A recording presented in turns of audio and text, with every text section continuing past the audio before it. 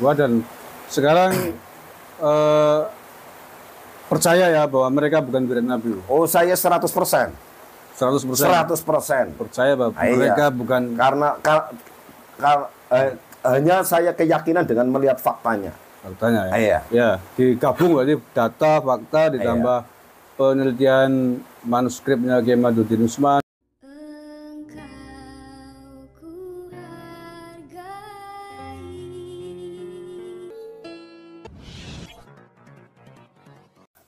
Assalamualaikum warahmatullahi wabarakatuh. Saudara-saudaraku sebangsa setanah air yang saya cintai, saya banggakan, alhamdulillah bertemu lagi dengan kami wong Banyumas dari lereng Gunung Slamet. Alhamdulillahirabbil alamin, pada malam hari ini, hari Minggu malam tanggal 5 November 2023, saya sedang berada di lereng Gunung Slamet, ya tidak jauh lah dari lereng Gunung Slamet, di kediaman Pak Kiai Hayun di kawasan lereng Baturaden. Beliau adalah santri Pondok Pesantren Al-Ihya Ulumuddin Kesugihan Cilacap dan pernah menjadi muhibbin Habib selama kurang lebih 30 tahun ya. 35 tahun. Jadi bukan muhibbin kaleng-kaleng. Assalamualaikum Pak Kiai Hayun, sehat? Waalaikumsalam warahmatullahi. Sehat, alhamdulillah. Alhamdulillah. Terima kasih sebelumnya saya ucapkan kepada Pak Hayun malam hari ini menerima kami para YouTuber dari lereng Gunung Slamet di Banyumas untuk bercerita, berbagi pengalaman terkait selama ini menjadi muhibbin Bani Alawi, para habaib, dan alhamdulillah yang kemudian setelah 35 tahun setelah melihat tesisnya Kiai Maduddin Usman, setelah melihat banyak fenomena sejarah Habib yang batil, yang tidak benar dengan segala macam detailnya, alhamdulillah beliau hari ini telah menjadi orang yang sadar tidak menjadi muhibbin lagi, tapi karena beberapa informasi tadi sekarang beliau sadar dan bertekad untuk menegakkan kebenaran, menjaga NKRI berdasarkan ilmu pengetahuan yang bisa dipertanggungjawabkan. Di antaranya adalah terisnya Kiai Maduddin Usman. Baik, saya akan ngobrol-ngobrol dengan Pak Hayun. Yang pertama mungkin Pak Hayun bisa menceritakan awal mula kenal Habib itu kapan dan di mana. Silakan Pak Hayun. Oh ya, terima kasih.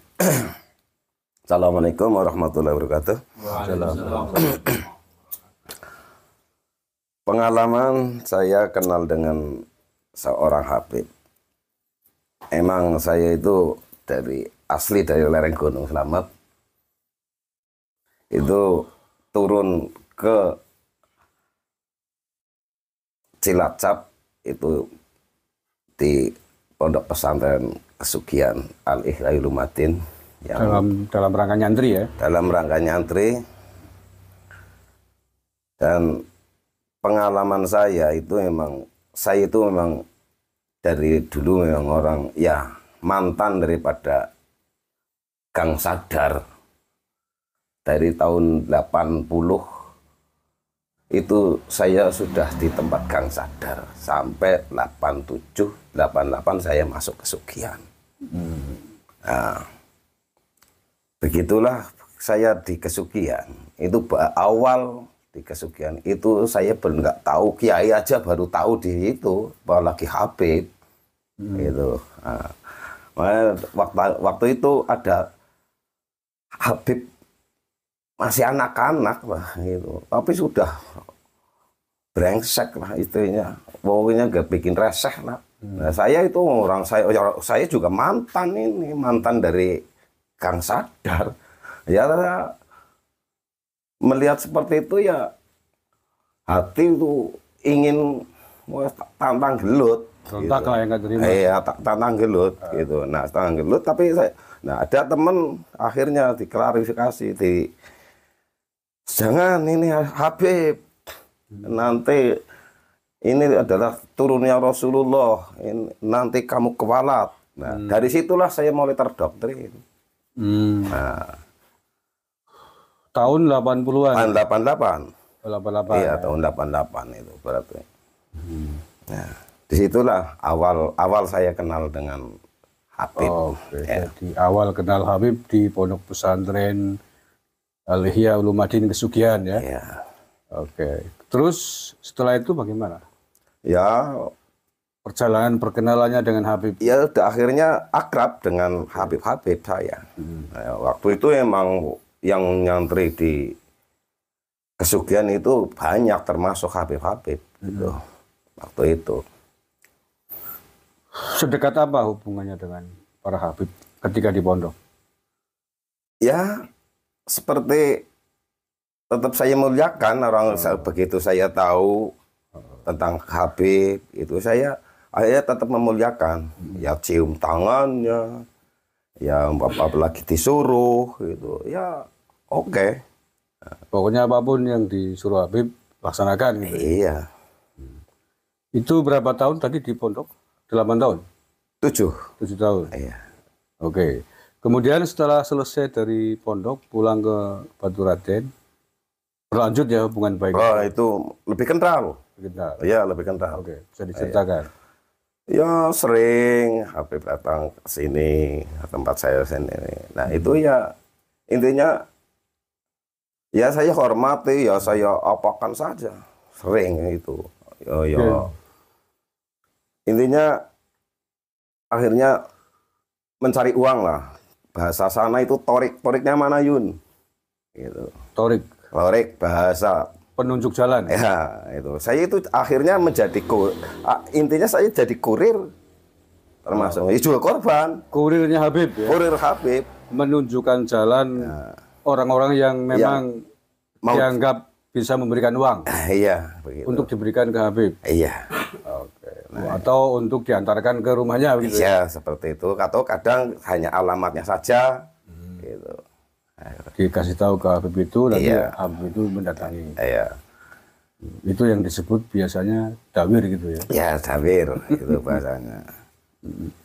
Terus ada pengalaman nggak selama itu berarti menjadi torik atau kurirnya Habib berapa lama itu berarti? Ya, kurang lebih 25 tahun, 20-an tahun lah. 20-an tahun ya. Iya. Akrab dengan Habib. Iya, yang ya itu 35 kurangi 7 tahun berarti kan saya pulangnya.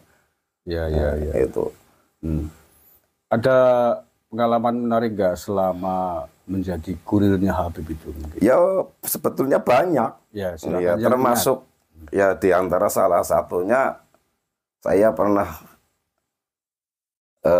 dawir ke tempatnya seorang kiai, ya sekarang sudah almarhum sayangnya. Jangan disebutkan namanya. Iya. Gimana? Seorang kiai itu malam, terus akhirnya paginya itu kiainya itu nggak terima dengan saya. Alasannya? Alasannya itu pokoknya pemerasan. Oke itu. Bahkan kiainya itu saya ditantang mau dilaporkan polisi. Nah, dari situ saya tantang juga kiainya. Apalagi cuman penjara, cuman laporan polisi. Mati bela Habib, sayun sanggup, siap. Itu sampai cintanya saya sama Habib itu sampai situ. Saking muhibbinya. Iya. Ya, ini saya kira adalah kondisi yang rata-rata terjadi di dunia santri yang terdoktrin oleh doktrin Habib untuk mencintai Habib sehingga apapun diberikan, bahkan nyawa pun dikorbankan demi mengikuti atau membela Habib. Oke, terus setelah itu lanjutkan. Ya akhirnya begitu ada tesis yang seperti tesisnya Kiai Madudin ini. Ntar dulu. Oh iya. Pengalaman saya sampai itu ya banyak sekali lah ya. Termasuk sebetulnya udah nggak enak lah kalau sebetulnya akhirnya yang kesini datang hari Jumat, padahal ya Habib dekat darah, bukan musafir lah termasuknya. Itu enggak Jumatan ya biasa, padahal saya ledekin. Jumatan Mekah Habib. Nah, itu saya kasih ledek. Ada yang datang itu malah enggak subuhan, ya biasa. Tapi ya waktu itu ya saya bela saja orang itu memang bagi saya sudah terdoktrin waktu itu yang namanya Habib semua walaupun itu bajingan walaupun itu apa saja itu walaupun maksiat itu tetap cap surga itu harus dihormati. Orang saya itu harus tetap mencintai waktu itu. Itu. Terus yang lain selain itu mungkin ya ini kan demi diambil hikmahnya, nggak apa-apa, yang penting jangan disebutin namanya Habibnya lah. Ya sering ke tempat teman-teman kita, hampir teman-teman kita yang ada sekitar daerah saya itu hampir udah kena semua. Itu saya uangnya. Iya, yang amplop kalau itu jumlahnya berapa biasanya kalau minta? Kalau amplop itu enggak itu. Contohnya mau muludan bagi amplop, Habib si A datang, Habib si B datang. Nah itu. Contohnya itu yang ecek-ecek gitulah. Yang ocok-ocok. Yang ocok-ocok ya ada itu. Sampai berapa? Ada yang sampai yang terakhir aja ya, ini yang terakhir. Kemarin itu sebelum masalah nasab. Iya. Sebelum Ramadan masuk itu. Itu termasuk terakhir. Itu ada yang 10 juta cung. Itu ada yang 10 juta cung. Kalau saya sendiri itu 400. Nah, iya. Nah, ada yang lebih besar lagi mungkin? Ya ada. Berapa? Ada. Sekitar berapa? Ada yang 35. Juta. Ada yang 25 juta. Iya. Wih, itu. Biasa ya. Berarti orang kebetulan kaya-kaya ya.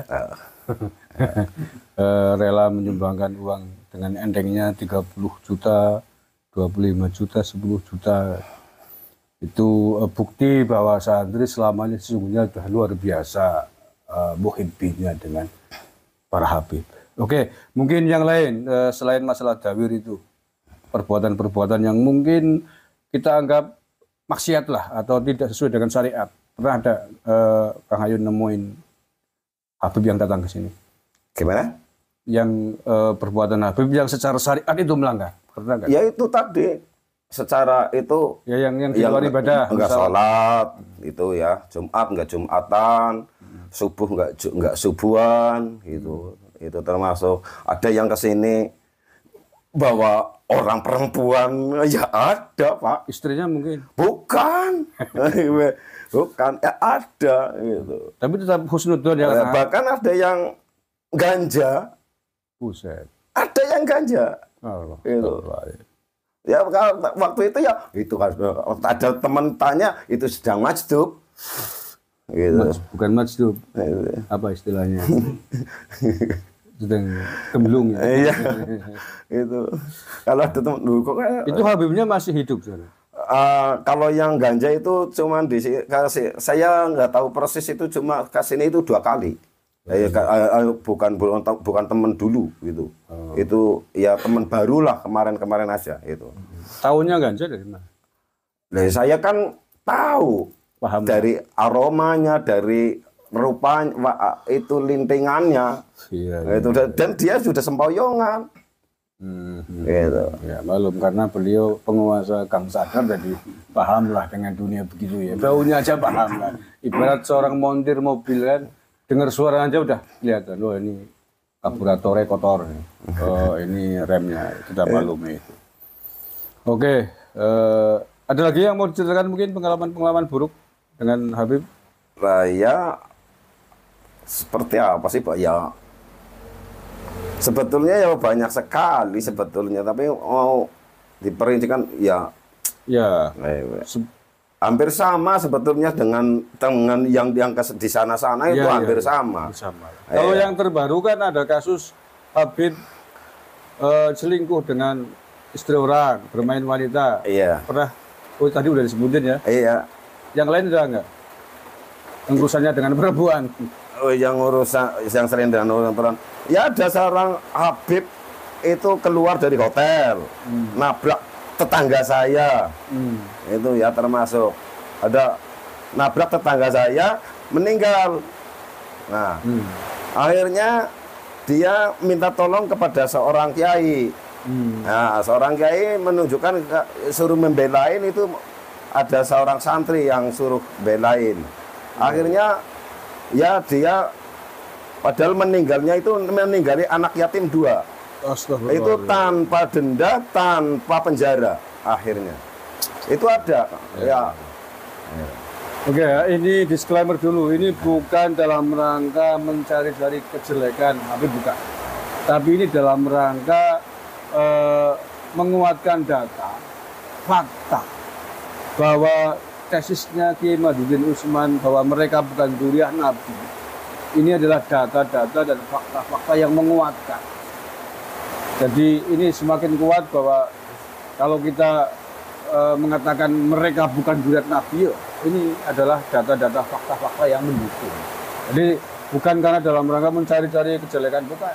Karena ini dzurriyyah Nabi, jangan kemudian dikotori oleh orang-orang yang mengaku sebagai dzurriyyah Nabi, tetapi tidak bisa membuktikan. Dan justru fakta-fakta, bukti-bukti yang ada sebaliknya.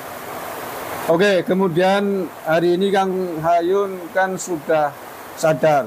Itu awal mulanya bagaimana ceritanya meyakini bahwa mereka bukan dzurriyyah Nabi? Ya, karena pertama itu saya melihat itu di YouTube itu ada tes yang mengungkap itu Kiai Madudin itu. Jadi akhirnya saya itu pikir kok pas. Maksudnya kalau saya tentang nasab saya nggak menguasai. Tentang sejarah saya nggak menguasai. Tapi saya fakta di lapangan. Gitu. Saya masa kalau turunannya Rasulullah benar ya seperti ini. Nah itu saya lebih kuat. Itu karena saya kuatnya itu dari situ. Karena di lapangannya, bukan karena ya diawali memang dari tesisnya Kiai Madudin dan sejarah-sejarah. Tapi kan saya tentang ilmu nasab, kitab nasab saya enggak menguasai. Makmum sama Kiai Madudin. Iya, hanya taklid saja itu. Tapi taklid saya ya udah kebetulan alhamdulillah ya sudah nyampe ke tempat Kiai Madudin sendiri. Sudah langsung di sana. Alhamdulillah. Dan sejarah-sejarah ya saya hanya sebatas melihat di YouTube itu aja. Saya memang bukan ahlinya. Ikut mempelajari lah ya, ikut mendengarkan. Saya pelajar, nah itu lebih kuat saya. Kuat dan sekarang percaya ya bahwa mereka bukan dzurriyyah Nabi. Oh, saya 100%. 100%. Percaya bahwa mereka bukan karena hanya saya keyakinan dengan melihat faktanya. Faktanya ya. Ya, digabung berarti data, fakta ditambah penelitian manuskripnya Kiai Madudin Usman dan kemudian ada cerita sejarah-sejarah ya. Iya. Akhirnya 100% tidak percaya bahwa tidak percaya kalau saya yakin. Kalau saya yakin kalau dzurriyyah Rasul betul, tidak mungkin akan maksiat yang seperti itu yang saya alami. Oke, yang terakhir Ayun, setelah percaya 100% bahwa mereka bukan dzurriyyah Nabi, bukan dzurriyyah Rasulullah SAW. Sekarang Kang Ayun, Pak Ayun, apa yang mau dilakukan? Ya, saya selalu termasuk menggembor-gemborkan ini kepada teman-teman yang terutama saya minta maaf malah bahkan. Saya minta maaf dengan teman-teman yang saya dawiri. Yang saya minta maaf, itu yang pertama. Nah, itu. Yang kedua, saya itu selalu ingin, saya dulu mencarikan jalan ini. Ya, sekarang ya saya mencari kebenaran. Itu. Dan kebenaran ya. Iya. Seandainya ini kan belum lama, Bang. Bulan puasa kemarin, bahkan mungkin setelahnya sering ada Habib kesini. Kalau sekarang ada Habib kesini, apa yang akan Hayun lakukan? Ya kalau habis ini saya hormati kalau dia mau mau itu tamu, ya saya hormati kalau tamu. Masalahnya di situ ya siapa yang mau menghormati tamu itulah orang yang beriman, Itu ajaran Islam ya. Iya. Sebatas menghormati. menghormati. Tapi kalau sudah macam-macam wong tamu ya saya nggak itu. Ada haknya masing-masing. Ya. Iya. Tapi kalau seandainya ke sini lagi Habib, kemudian mengaku saya Ahlul Bait. Loh, saya tentang ini Beb, saya punya HP ini Beb, ini apa betul Beb. Oke. Nah itu. Kalau perlu mungkin suruh tes DNA mungkin. Nah, malah saya ingin sekali kalau itu. Itu semoga para Habib itu ya sadarlah, ayolah kita kembalikan Islamnya. Jangan mengaku-mengaku gitulah.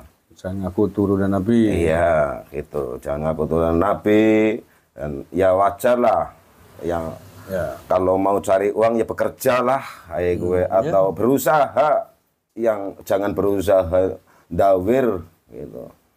Karena yang didawiri belum tentu rezekinya atau uangnya kepenakan ya. Lah ya belum tentu. Ya kalau saya sendiri gitu loh Pak. Kadang-kadang ya memang saya jarang sekali, tapi kan saya toriknya utamanya. Iya. Penunjuk jalan. Iya, masa saya keluarnya uang sih nggak seberapa. Ayo, tapi saya mencarikan jalan. Ya.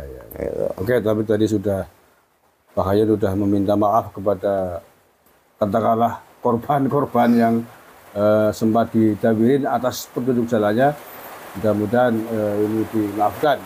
Baik, Kang Hayun, terima kasih sekali atas ceritanya yang saya kira sangat bermanfaat, akan menjadi hikmah bagi kita semuanya. Betapa orang NU apalagi santri dulu sangat muhibin kepada para habib. Tapi saat ini karena memang sudah ditemukan tentang sejarah, tentang nasab mereka mungkot tidak tersambung, bukan turunan Nabi ya, kita harus terima itu sebagai sebuah kenyataan. Mudah-mudahan para Habib Legowo itu yang kita inginkan, tidak usah lagi mengaku-ngaku sebagai zuriat Nabi sebelum bisa membuktikan, baik secara catatan nasab, tes DNA, ataupun yang lain, misalkan pengakuan dari narkoba dunia internasional. Sekian, terima kasih.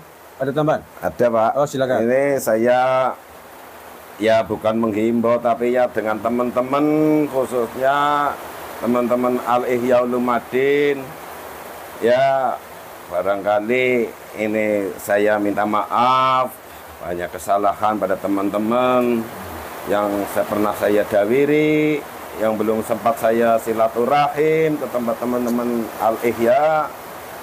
Ya saya minta maaf. Dan moga-moga teman-teman ya marilah kita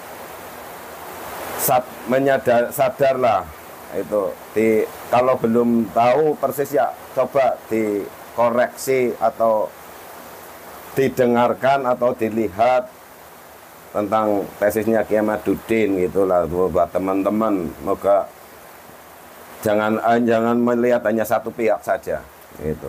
Emang saya sih maklumi sekali ini sudah ya lama sekali sih ya terjadi yang seperti ini, terdoktrin seperti ini saking lamanya. Makanya ya saya maklumi sekali ya, dari yang teman yang masih muhibin, masih cinta dengan cinta pada habaib ya saya maklumi karena ini Bang. Tapi ya semoga jangan hanya melihat satu pihak gitu.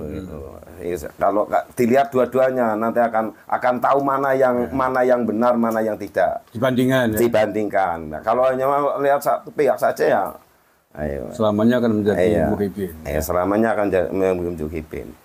Itu. Ya begitulah dari saya kepada semuanya lah, khususnya teman-teman dan semuanya sajalah, intinya saya minta maaf, ada kesalahan saya minta maaf gitu loh Pak. Sudah? Tidak. Oke. Terima kasih.